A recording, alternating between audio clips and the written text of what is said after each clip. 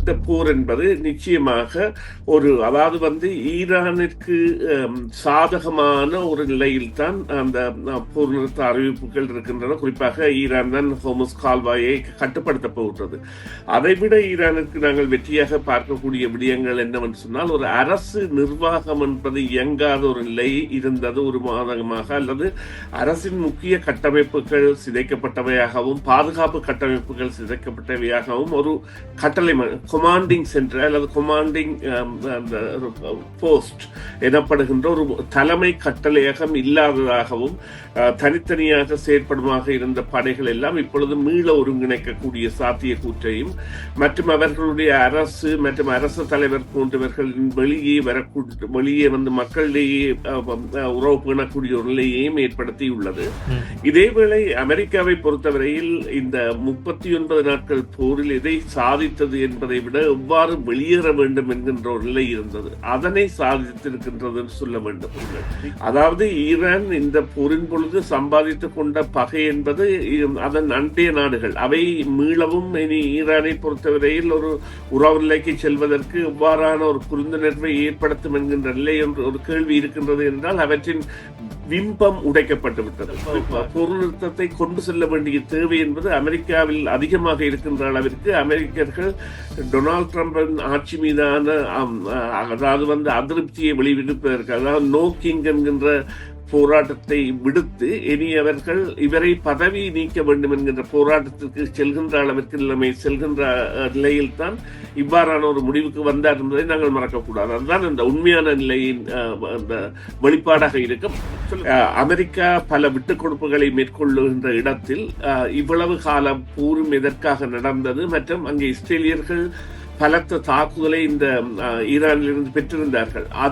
இதற்காக இந்த தாக்குதல்கள் ஏற்பட்டன என்பதெல்லாம் அங்கே ஒரு புரட்சியை ஏற்படுத்தக்கூடிய நிலையை ஏற்படுத்தும். ஏனென்றால் இஸ்ரேலிய அரசாங்கத்தின் கபட திட்டம் என்பது இந்த முறை அதாவது அவர்களுக்கு சாதகமாக வேலை செய்யவில்லை.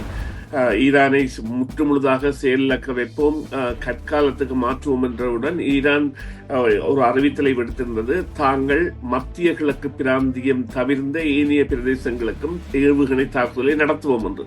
அவ்வாறான தாக்குதல் நடத்தக்கூடிய சக்தியாக அவர்கள் 4000 கிலோமீட்டர் தூரத்திற்கு செல்லக்கூடிய ஏவுகணை தங்களிடம் இருக்கிறது என்பதை சாதாரணமாக காட்டியிருந்தார்கள் டியோகோ காசியா மீதான தாக்குதலின் பொழுது.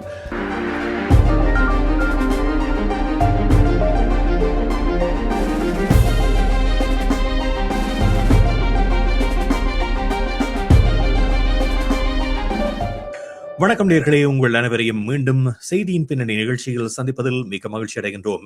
சமகால முக்கிய நிலவரம் தொடர்பாக பேசுகின்ற நிகழ்ச்சியில் இன்று ஈரான் போர் என்பது தற்பொழுது ஒரு இடைக்கால முற்றுப்புள்ளி வைக்கப்பட்ட போராக மாறியிருக்கின்றது. அமெரிக்கா அறிவித்திருக்கின்ற 2 வார கால போர் நிறுத்தம் எவ்வாறு நகர்ந்து செல்லப் போகின்றது என்ற கேள்விகள் உலக மட்டத்தில் எழுந்திருக்கின்றன. இது குறித்து தான் இன்றைய நிகழ்ச்சியில் பேச இருக்கின்றோம். அத்தோடு இந்த போர் நிறுத்த அறிவிப்பு வெளிவந்ததன் பின்னர் உலகின் பல பாகங்களிலும் பல்வேறு கொண்டாட்ட நிகழ்வுகள் இடம்பெறுவதை பார்வையிடக்கூடியதாக இருக்கின்றது. அதில் அமெரிக்கா வெற்றி பெற்றதாக ஒரு தரப்பும், ஈரான் தான் வெற்றி பெற்றிருப்பதாக மறுதரப்பும் இந்த கொண்டாட்டங்களில் கலந்து கொண்டிருப்பதை பார்க்க இருக்கின்றது. இந்த வகையில் இந்த போர் நிறுத்தம் என்பது நீடிக்கக்கூடிய ஒரு சூழ்நிலையில் இன்றைய காலகட்டத்தில் இருக்கிறதா, அதே நேரத்தில் இந்த வெற்றி யாருக்குரியது என்பது தொடர்பாகவும் இன்றைய நிகழ்ச்சியில் பேச இருக்கின்றோம். இப்பொழுது எங்களோடு அரசியல் ஆய்வாளர் சுரேஷ் தர்மா அவர்கள் இணைந்திருக்கின்றார். அவரை சந்திக்க போகின்றோம். இந்த நிகழ்ச்சி நேரலையாக எமது யூடியூப் தளத்தின் வாயிலாகவும் ஒளிபரப்பாகின்றது என்பதனை எமது நேர்களுக்கு அறிய தருகின்றோம். வணக்கம் சுரேஷ். வணக்கம். வணக்கம் ராம். வணக்கம் நேயர்களே. ஆமாம், இந்த போர் நிறுத்த அறிவிப்பு நேற்று இரவு வெளிவந்தவுடன் அது குறித்த தகவல்களை நாங்கள் ஏற்கனவே நேர்களுக்கு வழங்கி இருந்தாலும் அதன் பின்னர் ஏற்படக்கூடிய தாக்கங்கள், விளைவுகள் என்பது உலக மட்டத்தில் பரந்து காணப்படுகின்ற ஒன்றாக மாறியிருக்கிறது. பல நாடுகளும் இதனை வரவேற்றிருக்கின்றன. இந்த சூழலில் இந்த 2 வார கால போர் நிறுத்தம் என்பது தொடர்ந்து நீடிக்கக்கூடிய வாய்ப்புகள் இருக்கின்றனவா? நிச்சயமாக அது ஒரு உறுதியற்ற தன்மையில் இருந்தால் கூட நீடிக்கக்கூடிய வாய்ப்பை இப்பொழுது மக்கள் வெளிப்படுத்தியுள்ள ஆரவாரங்களும் அல்லது அரசுகள் வெளிப்படுத்தியுள்ள அக்கறைகளும் காட்டி நிற்கின்றன. இங்கே முக்கியமாக குறிப்பிடப்பட வேண்டிய விடயம் யாதென்று சொன்னால், இந்த போர் நிறுத்தத்தின் மூலம் சாதிக்கப்பட்டது என்ன என்பது விட, அதாவது உலகம் எதிர்பார்த்த பொருளாதார நெருக்கடி போன்றவற்றிலிருந்து விடுதலை பெறுவதும் பங்குச் சந்தைகளில் ஏற்பட்டுள்ள மாற்றங்களும் நிச்சயமாக மக்களிடையே ஒரு வரவேற்பை பெற்றதாகவும் அல்லது ஆரோக்கியமாக கடந்து செல்லக்கூடியதாகவும் இருக்கும் என்கின்ற ஒரு நம்பிக்கையை ஏற்படுத்தி இருக்கின்றது. ஏனென்றால் டொனால்ட் ட்ரம்ப் அவர்களின் இந்த அறிவிப்புகளும் போர் நடவடிக்கையும் இந்த பங்குச் சந்தையில் சடுதியான மாற்றங்களை ஏற்படுத்தி பல பணக்காரர்களாக ஆக்கியிருந்தவுடன் பலரையும் தலைகீழான நிலைமைக்கு கூட ஆக்கியிருந்தது. இப்பொழுது இந்த போர் என்பது நிச்சயமாக அதாவது ஈரானிற்கு சாதகமான ஒரு நிலையில்தான் அந்த போர் நிறுத்த அறிவிப்புகள் இருக்கின்றன. குறிப்பாக ஈரான் தான் ஹோமஸ் கால்வாயை கட்டுப்படுத்தப் போகின்றது.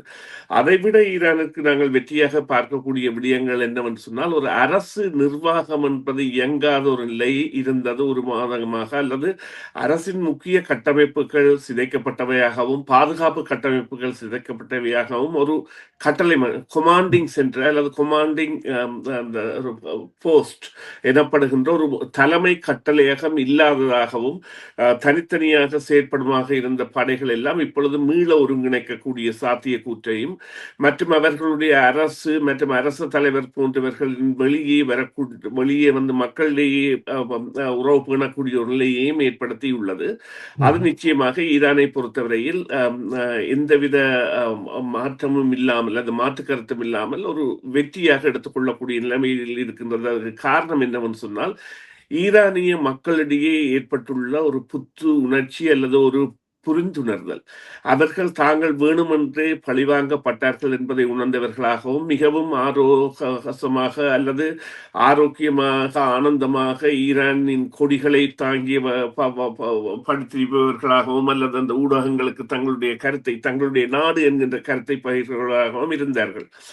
இதேவேளை அமெரிக்காவை பொறுத்தவரையில் இந்த 39 நாட்கள் போரில் எதை சாதித்தது என்பதை விட எவ்வாறு வெளியேற வேண்டும் என்கின்ற ஒரு நிலை இருந்தது. அதனை சாதித்திருக்கின்றது என்று சொல்ல வேண்டும். நிச்சயமாக இந்த போரில் இருந்து அமெரிக்கா வெளியேற முடியாத ஒரு நிலையை ஈரான் ஏற்படுத்தி இருந்தது. எனவே அது பல திரிசங்கு நிலையை அமெரிக்க படைகளுக்கு ஏற்படுத்தி இருந்தது, படை தலைமைக்கு ஏற்படுத்தி இருந்தது, டொனால்ட் ட்ரம்புக்கு ஏற்படுத்தி இருந்தது.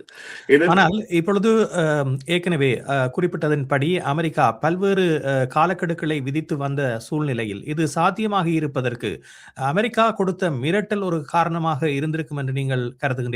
இவ்வாறான ஒரு நிலைக்கு அமெரிக்காவை கோபத்தின் உச்சிக்கு கொண்டு சென்றால் அமெரிக்கா எடுக்கக்கூடிய நடவடிக்கைகள் என்பது விபரீதமாக மாறினால் அது ஈரானுக்கு பாதிப்புகளை தரக்கூடிய ஒன்றாக இருக்கும் என்ற விடயமும் கருத்தில் கொள்ளப்பட்டிருக்குமா?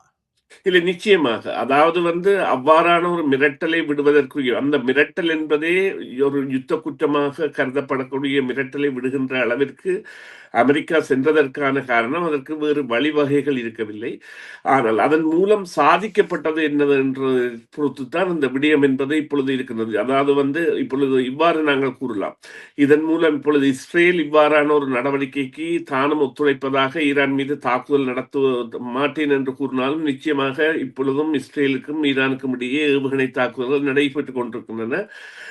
ஈரானை பொறுத்தவரையில் சில வேளைகளில் அது தொடர்பாடல்கள் ஒற்றுமை இல்லாத முறையில் இடம்பெறலாம் என்கின்ற ஒரு சாட்டை அதனால் கூற முடியும். ஆனால் இஸ்ரேலால் அப்படி கூற முடியாது. என்றால் இஸ்ரேல் என்பது மிகவும் ஒரு ஆரோக்கியமான கட்டமைப்பாக இருக்கின்றது. ஆனால் அவர்களை பொறுத்தவரையில் இந்த விவகாரத்தில் அமெரிக்கா இவ்வாறு செல்வது என்பது தங்களுக்கு படுபாதகமாகவும், இப்பொழுது லெபனானின் ஒரு பகுதியை கைப்பற்றி இருக்கின்ற நிலையில் அங்கே இவர்களுக்கு பாதகமான நிலை தோன்றக்கூடியதாகவும், ஜெமான் போன்ற இடங்களில் இருந்து தாக்குதல் நடத்தக்கூடியதாகவும் 3 முனைகளை இஸ்ரேல் இப்பொழுது சந்திக்க வேண்டிய தேவை இருக்கின்றது. அமெரிக்கா இந்த விவகாரத்தில் எவ்வாறு செயற்பட போகின்றது என்று. ஆனால் இந்த தருணம் என்பது குறிப்பாக உலக நாடுகள் ஒரு சமாதானத்தை அனைத்து இடங்களிலும் ஏற்படுத்த வேண்டும் என்ற ஒரு முனைப்பில் செயற்படுவதையும் அவர்களுடைய ஆர்வங்கள் அதனை வெளிப்படுத்துவதாகவும் இருக்கும் பொழுது இஸ்ரேல் தரப்பினால் மேற்கொள்ளப்படுகின்ற லெபனான் மீதான தாக்குதல்கள் போன்றன மத்திய கிழக்கில் தொடர்ந்தும் ஒரு பதற்ற நிலையை வைத்திருக்கக்கூடிய சூழலைத்தானே உருவாக்கி இருக்கிறது. இதனை எவ்வாறு கட்டுப்படுத்துவது?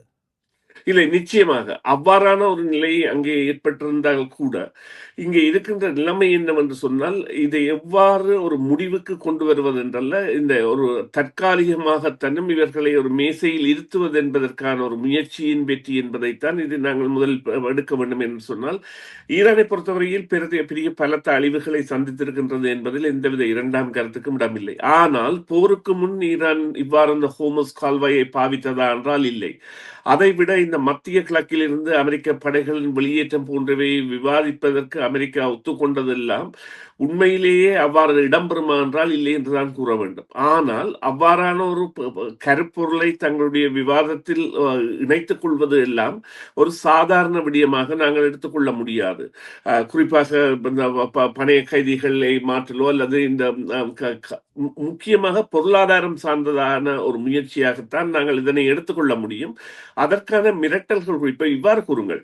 அதாவது ஈரான் இந்த போரின் பொழுது சம்பாதித்துக் கொண்ட பகை என்பது அதன் அண்டைய நாடுகள் அவை மீளவும் இனி ஈரானை பொறுத்தவரையில் ஒரு உறவு நிலைக்கு செல்வதற்கு எவ்வாறான ஒரு புரிந்துணர்வை ஏற்படுத்தும் என்கின்ற நிலை என்று ஒரு கேள்வி இருக்கின்றது என்றால் அவற்றின் பிம்பம் உடைக்கப்பட்டு விட்டது. குறிப்பாக துபாய் மற்றும் ஷார்ஜா போன்ற நகரங்களோ அல்லது ஐக்கிய அரபு ராச்சியமோ அல்லது சவுதி அரேபியாவோ வைத்திருந்த பிம்பங்கள் சுக்குநூறாகி போயுள்ளன. அதைவிட ஒரு முக்கியமான கட்டத்திற்கு இந்த போர் வந்திருந்தது என்னவென்றால் நீர் நிலைகளை அல்லது நீர் வடிகால் வளங்களை தாக்குதல் என்பது.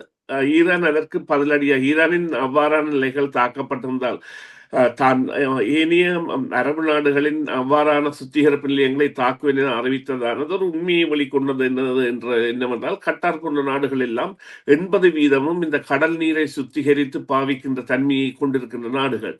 எனவே இந்த போர் என்பது ஒரு இல்லை என்கின்ற ஒரு உச்ச புள்ளியை தொடுகின்ற அளவிற்கு வந்த பொழுதுதான் இதற்கான அந்த முனைப்பு அல்லது இதற்கான அந்த முயற்சி அதாவது இந்த போர் நிறுத்தத்திற்கு ஒத்துக்கொள்வதற்கு முதல் வார இறுதியில் ஒரு தரையிறங்கு நடவடிக்கையை அதை பூசி மெழுகினாலும் அமெரிக்கா அதனை மறக்க முடியாத அளவிற்கு பல ஊடகங்களும் அமெரிக்காவின் பெரிய தோல்வியாக காட்டுகின்றன. ஏனென்றால் டொனால்டு ட்ரம்ப் அவர்களே தனது வாயால் செய்தியாளர்களுக்கு 155 விமானங்கள் பயன்படுத்தப்பட்டன, பல நூற்றுக்கணக்கான படையினர் தரையில் இருந்துதான் நாங்கள் விமானியை காப்பாற்றினோம் என்று. ஆனால் அவர்கள் விமானத்தை காப்பாற்ற செல்லவில்லை என்றால் அங்கே கிடைக்கப்பெற்ற அடையாள அட்டைகளில் அதாவது இந்த விஞ்ஞானத்துறை சேர்ந்தவர்கள் கூட அங்கே சென்றிருக்கின்றார்கள். எனவே இவர்கள் அந்த அணு ஆயுத நிலையத்தை கையகப்படுத்துவதற்கு அணு சக்தி நிலையத்தை கையகப்படுத்துவதற்கான ஒரு முயற்சியாக இந்த தரையிறங்களை பாவித்த பொழுது அது அவர்களுக்கு தோல்வியில் அடைந்த பொழுதுதான் கோபத்தின் உச்சகட்டத்தில் இவ்வாறான ஒரு அறிவித்தலை விடுத்த பொழுதும்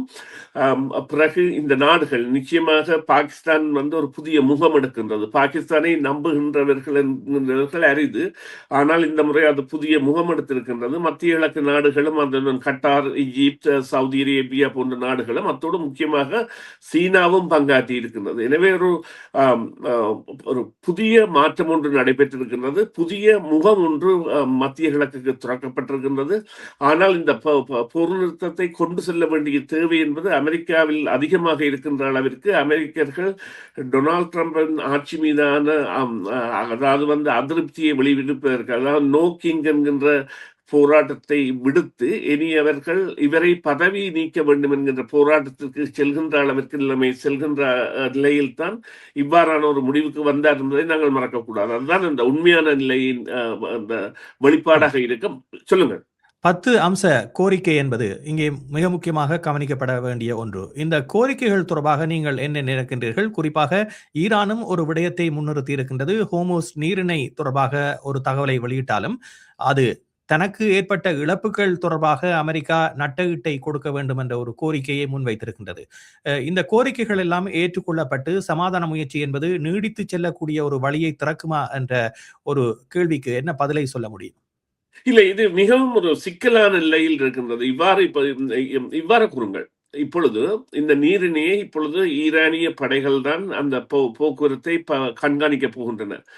எதிர்காலத்தில் அவர்கள் ஓமானுடன் சேர்ந்து, ஏனென்றால் ஈரானுக்கு எதிர்ப்பக்கமாக இருப்பது ஓமான், ஓமானுடன் சேர்ந்து இந்த பாதையில் பயணம் செய்பவர்களுக்கான கட்டண மறவிடுதல் போன்றவற்றை செய்ய போகின்றது என்பதையெல்லாம் சொல்கின்ற பொழுது அவர்கள் தங்களுடைய நிலைப்பாட்டில் பெரிய மாற்றங்களை ஏற்படுத்தவில்லை. ஆனால் நிச்சயமாக இந்த எண்ணெய் போக்குவரத்து விவகாரத்தில் அவர்கள் அதை தடையாக பாவிப்பதை ஒரு அல்லது அதை ஒரு ஆயுதமாக பாவிப்பதை நிறுத்துகின்ற அளவிற்கான ஒரு நிலையில் இருக்கின்றது.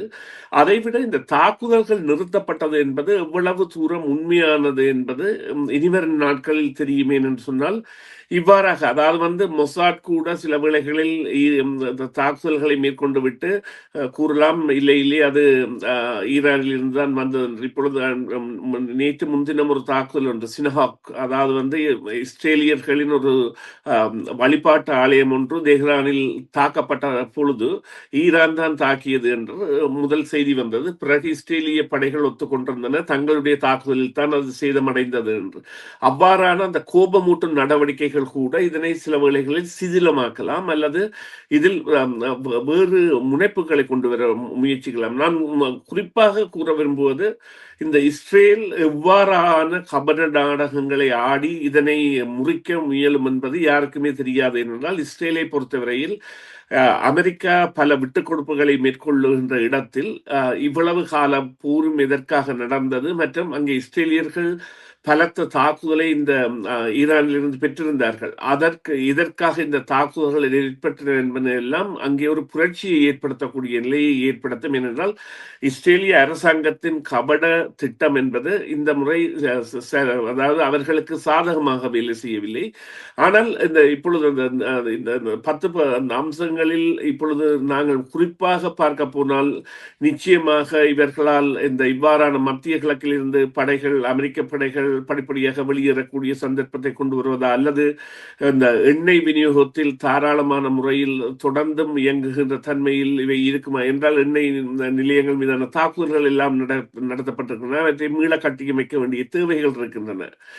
மற்றது ஒரு உத்தியோகபூர்வமான ஒரு பூர்வாங்க பேச்சுவார்த்தைக்கு வருவதற்கான, தொடர் யுத்த நிறுத்தத்திற்கு வருவதற்கான சூழ்நிலையை இது ஏற்படுத்துமா என்பதைத்தான் இனி வரும் இந்த 8 அல்லது 9 நாட்களும் தீர்மானிக்க போகின்றன. எனவே இது தற்காலிக போர் நிறுத்தம். நாங்கள் அதனை கவனத்தில் எடுக்க வேண்டும். இது 2 வாரங்களுக்கான தற்காலிக போர் நிறுத்தம். இதனை ஒரு தொடர் போர் நிறுத்தமாக ஆக்குவதற்கு இந்த 8-9 நாட்களும் நடைபெற போகின்ற ஆரோக்கியமான விடயங்கள் தான் வழிவகுக்கும். குறிப்பாக அவர்கள் பேச்சுக்களில் ஈடுபட இந்த வெள்ளிக்கிழமை தொடங்கி விடுவார்கள்.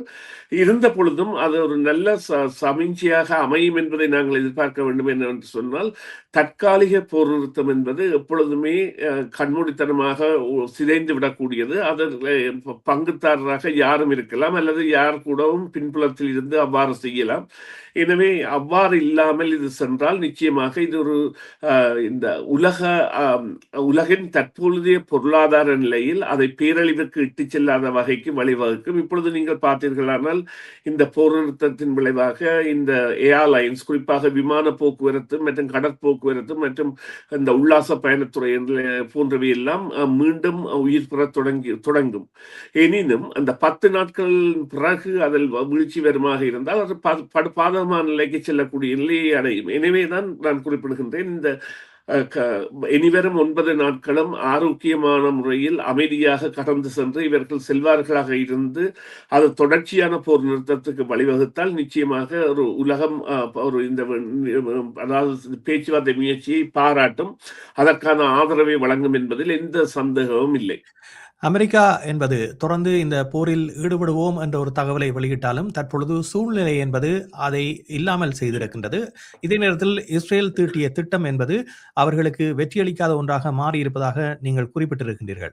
இந்த சூழலில் மீண்டும் இந்த போர் நிறுத்தம் என்பது ஒரு முறிவுக்கு வந்து மீண்டும் ஒரு தாக்குதல் ஆரம்பிக்கப்பட்டால் அமெரிக்கா இந்த பட்ட அனுபவங்களை கொண்டு மீண்டும் களத்தில் இறங்கக்கூடிய ஒரு நிலை இருக்குமா, அல்லது அமெரிக்கா ஏற்கனவே கற்றுக்கொண்ட பாடங்களின் அடிப்படையில் இதில் இருந்து விலகி நிற்க அது தயாராக இருக்குமா? இல்லை, இது மிகவும் ஒரு முக்கியமான கேள்வி. ஆனால் சிக்கலான பதிலாகத்தான் இதற்குரிய பதில் இருக்கும் என்று சொன்னால்தான், இந்த படைகள் என்பன இப்பொழுது இவ்வாறு கூறலாம், ஈரான் ஏவுகணை தாக்குதலை நடத்த தொடங்கியதும் அமெரிக்காவின் பாரிய கடற்படை கப்பல்கள் அல்லது நாசகாரி கப்பல்கள் எனப்படுகின்ற ஹாரிசன் அல்லது ஒரு இயங்கு தளமாகவே ஒரு நாட்டை கட்டுப்படுத்தக்கூடிய இயங்கு தளமாகவே இருக்கின்ற கப்பல்கள் 3000 மைல்களுக்கு அங்கால் நகர்த்தப்பட்டது என்பது எவ்வாறு இந்த ஏவுகணைகளின் செயற்பாடுகள் இருக்கும் என்பதை காட்டியிருந்தது. இந்த நிலையில் ஏவுகணைகளில் ஒரு புதிய மாற்றத்தை தாங்கள் கொண்டு வரப்போவதாக ஈரான் அறிவித்திருந்தது. இவர்கள் தாங்கள் அதாவது ஈரானை முற்றுமுழுதாக செயலிழக்க வைப்போம், கற்காலத்துக்கு மாற்றுவோம் என்றவுடன் ஈரான் ஒரு அறிவித்தலை விடுத்திருந்தது. தாங்கள் மத்திய கிழக்கு பிராந்தியம் தவிர்ந்த ஏனைய பிரதேசங்களுக்கும் ஏவுகணை தாக்குதலை நடத்துவோம் என்று. அவ்வாறான தாக்குதல் நடத்தக்கூடிய சக்தியாக அவர்கள் 4000 கிலோமீட்டர் தூரத்திற்கு செல்லக்கூடிய ஏவுகணை தங்களிடம் இருக்கிறது என்பதை சாதாரணமாக காட்டியிருந்தார்கள் டியோகோ காசியா மீதான தாக்குதலின் பொழுது. அது ஐரோப்பாவை பெரிதாக பாதிக்கும். அதைவிட அமெரிக்கா மீண்டும் இந்த போரில் இறங்கினால் நிச்சயமாக சீனா, ரஷ்யா போன்ற நாடுகள் ஏதோ ஒரு பக்க சார்பு நிலை எடுக்க வேண்டிய நிலைக்கு இதை தள்ளும் என்பதில் எந்த மாற்று கருத்தும் இல்லை என்று சொன்னால், இப்பொழுது சீனாவை பொறுத்தவரையில் இப்பொழுது தற்காலிகமான எண்ணெய் விநியோக நிறுத்தம் என்பது வேறு விதமாகவும், அது தொடர்ச்சியாக ஒரு போர் மூலம் நிறுத்தப்படுமாக இருந்தால் அவர்களுடைய பொருளாதாரத்தில் அது எவ்வகையான மாற்றத்தை ஏற்படுத்தும் என்பது நன்கு அவர்களுக்கு தெரியும். அதே போல ரஷ்யா என்பது கூட ஒரு எண்ணெய் விநியோக சக்தியில் முதலாய நபராக அல்லது இயற்கை வாயு சக்தியில் முதலாய நபராக அல்லது தனது வியாபாரங்களை பெருக்குவதற்காக தனது தடைகள் போன்றவற்றை எல்லாம் தகர்த்தெறிந்து ஒரு சக்திக்கு ஆதரவு வழங்குவது. சில வேளைகளில் ஈரான் கடும் போக்காக இருந்தால் அமெரிக்காவுடன் கூட இவர்கள் ஆதரவு இருக்கலாம். ஆனால் அவ்வாறான நிலைமை இல்லை. அது எவ்வாறு செல்லும் என்று சொல்ல முடியாது. அதை இந்த போர் நீடித்தால் நிச்சயமாக அதற்குரிய பதிலாக இது இருக்கும். ஆனால் ஈரானும் சொல்கின்ற விடயம் ஆரம்பத்தில் இவர்கள் கேட்கின்ற தற்காலிக போர் நிறுத்தம் என்பது கற்பிதங்களையும் மற்றும் அடையாளங்களையும் மீள ஆராய்ந்து இலக்குகளை துல்லியமாக தெரிவு செய்து மீண்டும் தாக்குவதற்கான உத்தியாக இருக்கலாம். அதே காலத்தை ஈரான் கூட எடுக்க போகின்றது தங்களுடைய கட்டுமானங்களை புதுப்பித்து கட்டளை மையங்களை ஒருமைப்படுத்தி புதிய தாக்குதல் முறைகளை நடைமுறைப்படுத்துவதற்கு. எனவே இது ஒரு புரியாத ஒரு போக்கை ஏற்படுத்தும். இந்த போர் மீண்டும் ஆரம்பித்தால் நிச்சயமாக ஒரு புரியாத பதிலாகத்தான் அது இருக்கும் என்பதில் எந்தவித சந்தேகமும் இல்லை. நன்றி சுரேஷ். நிகழ்ச்சியில் கலந்துரைமைக்கு மீண்டும் மற்றொரு பொழுதிலே பேசுவோம். நன்றி ராம். நன்றி நேயர்களே. மீண்டும் ஒரு பொழுதில் சந்திப்போம். சிஎம்ஆர் யூடியூப் சேனலில் இணைந்திருக்கும் நேர்கள் அனைவருக்கும் எமது நன்றி. காமெண்ட்ஸ் பகுதியில் உங்கள் கருத்துக்களை தெரிவிக்க தவறாதீர்கள். முக்கிய செய்திகள், காணொளி தொகுப்புகள், நேர்காணல் என பலதரப்பட்ட அம்சங்களையும் உங்களுக்காக தருகின்றது சிஎம்ஆர் யூடியூப் சேனல். சிஎம்ஆர் என்று சர்ச் செய்து எமது யூடியூப் சேனலை சப்ஸ்கிரைப் பண்ணுங்கள். உங்கள் உற்றார் உறவினர் நண்பர்களோடும் இந்த காணொளி தொகுப்புகளை பகிர்ந்து கொள்ளுங்கள். அருகில் இருக்கின்ற முக்கிய காணொளி தொகுப்புகளையும் தவறவிடாமல் பாருங்கள்.